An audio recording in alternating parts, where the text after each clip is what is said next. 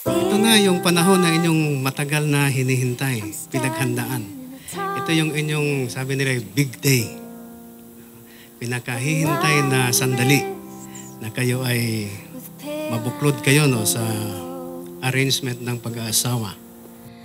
It feels like I'm lost in a deep cloud, a heavenly scent, a touching, discovering you.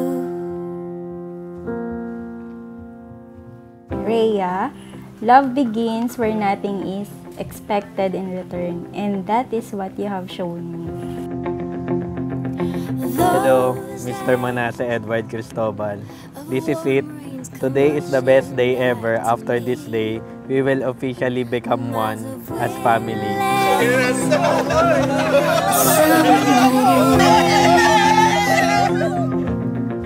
Ikaw ba, Manase Edward Mercader Cristobal, sa harap ng Diyos na Jehova at ng mga saksing ito, ay kumukuha kay Rhea Vanessa Yaranon Salas bilang iyong pinakasalang asawa upang ibigin at pakamahalin alinsunod sa batas ng Diyos na kasaad sa banal na kasulatan para sa mga Kristiyanong asawang lalaki habang kayo ay kapwa nabubuhay? Opo. Everything I will do for you, I love you always, forever, near and far, closer together, everywhere. I will be with you, everything I will do for you. I am not as clear as you think.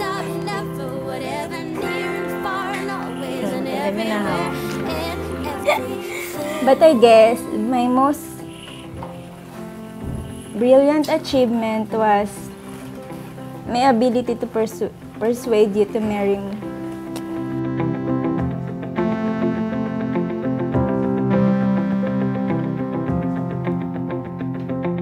Ikaw ba, Rhea Vanessa Yaranon Salas, sa harap ng Diyos na Jehova at sa mga saksing ito, ay kumukuha kay Manase Edward Mercader Cristobal bilang iyong pinakasalang asawa upang ibigin at pakamahalin at matinding igalang alinsunod sa batas ng Diyos na nakasaad sa banal na kasulatan para sa mga Kristiyanong asawang babae habang kayo ay kapwa nabubuhay?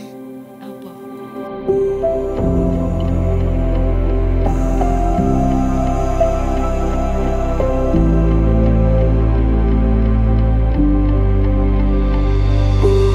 I prayed and I know Jehovah will continue to guide us, support us, and bless us, a family.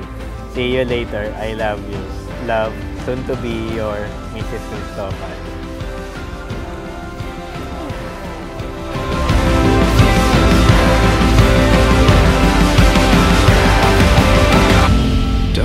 And if I have to choose between loving you and breathing, I would choose my last breath to say I love you. May Jehovah guide us both. Love, Manase.